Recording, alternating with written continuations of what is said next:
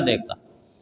گردن بھی مسلمان کی ہوتی ہے، تلوار بھی مسلمان کی ہوتی ہے، گولی بھی مسلمان کی ہوتی ہے، سینہ بھی مسلمان کا ہوتا ہے۔ افغانستان کے اندر کیا ہوا؟ لوگوں کو ڈالر دے دے کے مقامی لوگوں کو اپنا نمائندہ بنا لیا۔ جس طرح شیطان اپنے نمائندے چنتا ہے نا، اس طرح امریکہ اور برطانیہ اور یہودی بھی اپنے نمائندے چنتے ہیں، ان کو صرف وہ ڈالر دیتے ہیں، آگے کام وہ خود بخود کرتے ہیں۔